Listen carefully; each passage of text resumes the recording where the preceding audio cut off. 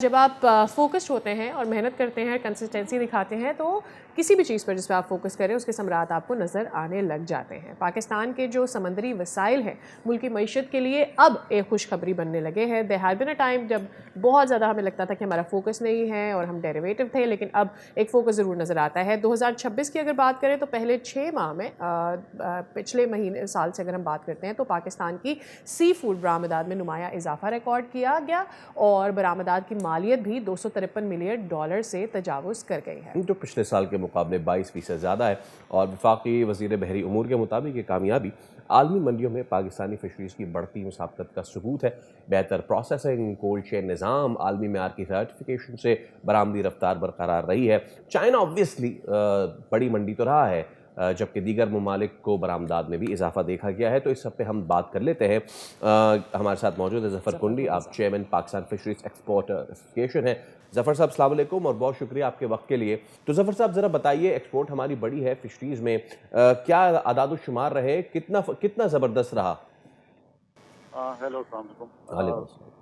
मैं Mohammad Zafar Kundi, chairman Pakistan fisheries exporter association. जी ज़फ़र साहब। जी जी। देखें, इस साल जो है ना, हमारा जो साल शुरू होता है, जो सीज़न शुरू होता है, वो जुलाई अगस्त से शुरू होता है। तो जुलाई से लेकर और दिसंबर 2025 तक तकरीबन 6 माह में इस बार जो है पिछले कई सालों से हमारे जो टारगेट था उससे हमने ऊपर अचीव किया। 22 से 26% तक जो है वो एक्सपोर्ट हमारी बढ़ी है। नाइस। और इसकी मेन वजूहत के आलमी मंडियों में जिस वक्त पाकिस्तानी जो मसनूआत है, पाकिस्तानी सी फूड है, उसकी एक तो खपत बहुत ज़्यादा बढ़ी है। एक तो हमारी क्वालिटी इंप्रूव हुई है, दूसरा हमारी बहुत सी कंपनियां वैल्यू एडिशन की तरफ जा रही हैं। वैल्यू एडिशन में ये है कि हमें रेट जो है ना बहुत अच्छे मिल रहे हैं। और इसमें जो है ना तमाम मिनिस्ट्रीज भी जो है उनका भी बड़ा अहम किरदार है। मिनिस्ट्री ऑफ मेरी टाइम, मिनिस्ट्री ऑफ कॉमर्स, सीडेप, इन्होंने भी बड़ा अहम किरदार अदा किया है। और जहाँ जहाँ हमें रुकावटें आ रही थी एक्सपोर्ट में, जैसे यूरोप में हमारे ऊपर तकरीबन पिछले 10-15 साल से बैन चल रहा था, अब अल्हम्दुलिल्लाह हमारी 4 फैक्ट्रियां जो है ना यू अप्रूव हो गई हैं। तो ज़बरदस्त। यू में भी हमारी एक्सपोर्ट स्टार्ट हो गई है। इसके अलावा यूके क्योंकि यू से अलग हुआ है, तो यूके में तकरीबन 13 हमारी कंपनियां जो हैं वो रजिस्टर हो गई हैं और यूके भी हमारी एक्सपोर्ट डायरेक्ट स्टार्ट हो गई है। That's wonderful. इसके अलावा जो है यूएसए में फिलहाल हमारा श्रिम्प का बैन है, लेकिन फिश जो है हमारी यूएसए जा रही है। राइट। और हाँ, तो हमारे पास अब जो है मार्केटें अच्छा, वो वसी होती बैन, जा रही ज़फ़र है। साहब ये बैन क्यों है? ये इसलिए पूछ रहा हूँ ताकि लोगों तक भी पता चले कि क्यों हमारी चीज़ें बैन होती हैं और क्या बेहतरी हम उसमें कर सकते हैं। असल में उनकी देखें, यूएसए की एक रिक्वायरमेंट है टैड की। टैड होता है टर्टल एक्सक्लूडिव डिवाइस, होती है जो एक नेट में लगती है, बोट्स के नेट्स में लगती है।